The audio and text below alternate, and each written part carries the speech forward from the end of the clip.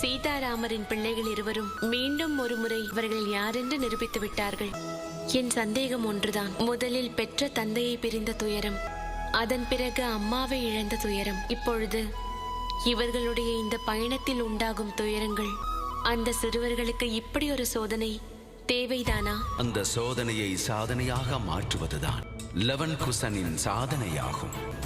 எதை ராமன் பிறப்பால் அடைந்தாரோ அதை இப்பொழுது லவனும் குசனும் செயலால் அடைந்து வருகிறார்கள். அவர்கள் பெறுவது அறிவுச்சுடர். அது அவர்களது வாழ்க்கையை ஒளிமயமாக்கும். நீங்கள் சொல்ல வருவது, இவர்கள் மனதளவில் உறுதியாக இருக்கிறார்கள். உறுதியாக மட்டுமல்ல, நிலையாகவும் இருக்கிறது. எவ்வாறு இருந்தால்தான் இந்த உலகிற்கு உதவி செய்ய தகுதி பெற்றவர்கள் ஆவார்கள். ராமன் கண்ட கனவான இந்த ராமராஜ்யத்தை ஒளிமயமாக்குவார்கள்.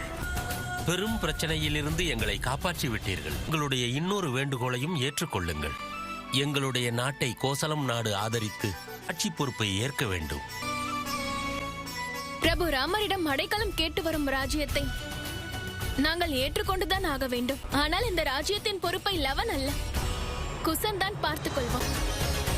இளவரசன் குசன்! இளவரசன் குசன்! அம்மா கூறுவார்கள், இந்த உலகில் அன்பை விட விலை மதிப்பானது எதுவும் இல்லை என்று. அதோடு இன்று உங்கள் அனைவரின் அன்பை கண்டு என் இதயம் கலங்கிவிட்டது. நான் அயோத்தியின் இளவரசன் குசன், என்னுடைய தந்தை கோசலை மன்னன் பிரபு ராமரின் பெயரை சாட்சியாக கொண்டு உங்கள் அனைவரையும் மற்றும் இந்த ராஜ்யத்தையும் கோசலை ராஜ்யத்துடன் நினைக்கிறேன். இன்று முதல் இந்த ஊருக்கு குசவதி என்று பெயர். இளவரசன் குசன்! இளவரசன் குசன்! இளவரசன் குசன்! இளவரசன் குசன்!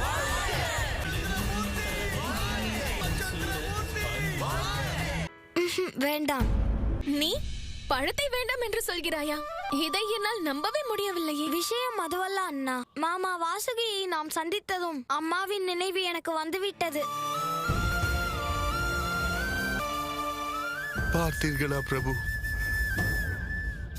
எந்த வலியினால் அவதிப்படுகிறீர்களோ அதே வலியினால் இன்று உங்கள் பிள்ளைகளும் அவதிப்படுகிறார்கள். இந்த துன்பங்கள், துயரங்கள், சோதனை காலங்கள் என்று முடிவுக்கு வரும். வெகு காலமாகிவிட்டது. ரகுகுலத்தை சேர்ந்தவர்கள் ஒன்றாக சேர்ந்து ஆரத்தி எடுத்து குடும்பமாக எண்ணாதீர்கள். நீங்கள் அனைவரும் அந்த திருமாலுக்கு சொந்தம். இந்த பரம்பரையில் வந்த ஒவ்வொருவரும் சாதாரணமானவர்கள் அல்ல. அப்படி இருக்கும் பொழுது வந்த துன்பம் மட்டும் சாதாரணமாகிவிடுமா? தங்களின் ரகுகுலம் இன்று வரை தர்மத்தை காத்து வருகிறது, காக்கும்.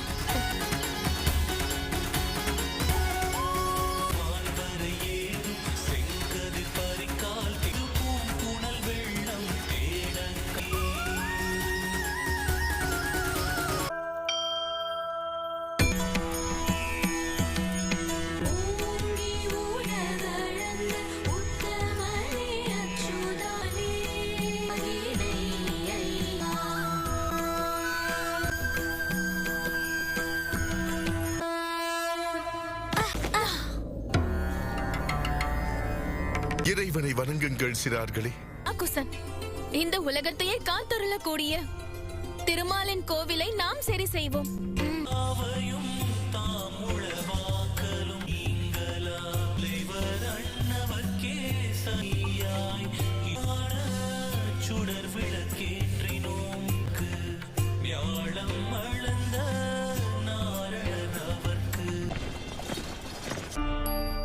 தந்தை பிரபு,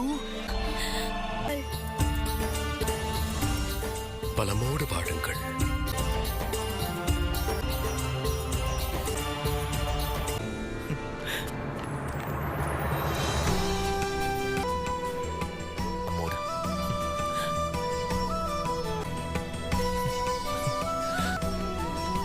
பிரபு, அது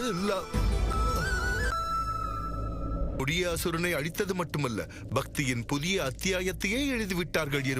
இருவரும் எதிர்காலத்தில் நிச்சயம் வெற்றி கொடி நாட்டுவார்கள்.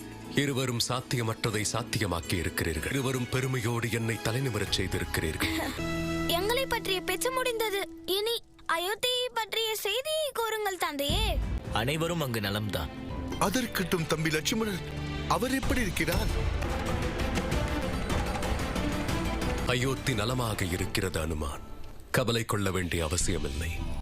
அதோடு லட்சுமணனை பற்றி கூற வேண்டுமென்றால் அவன் இந்த அண்ணனுக்காக காத்துக் கொண்டிருக்கிறான். நான் செய்த தவறுக்காக எனக்கு மரண தண்டனையை அளித்து உத்தரவிட சொல்லுங்கள். இன்றிரவு இங்கேயே தங்கிவிடலாமா? ஆகட்டும் பரதா. சிறிது நேரம் பிறகு தம்பி லட்சுமணர் இன்னமும் ராமரின் கட்டளைக்காக காத்திருக்கிறாரா? என்ன ஆயிற்று? உங்கள் கண்கள் கலங்கி உள்ளது. கூறுங்கள், என்னவாயிற்று? கவலை எல்லாம் இல்லை, சிந்தித்துக் கொண்டிருக்கிறேன். ஆனால் நிச்சயமாக வலி இருக்கிறது. பிரபுவும் தம்பி பரதனும் நம்மிடம் எதையோ மறைக்கிறார்கள். என்ன? அயோத்தி. அங்கு சென்றால் உண்மையை கண்டுபிடித்து விடலாம். நான் இப்பொழுதே சென்று தெரிந்து கொண்டு வருகிறேன். என் மனம் நிம்மதி அடைந்துவிடும். லட்சுமணன் சிற்றப்பாவிற்கு எங்கள் வணக்கங்களை கூறுங்கள். சரியான நேரம் இல்லை பரதா. லவன் குசன் மற்றும் அனுமனுக்கு லட்சுமணனை பற்றிய உண்மை தெரியக்கூடாது.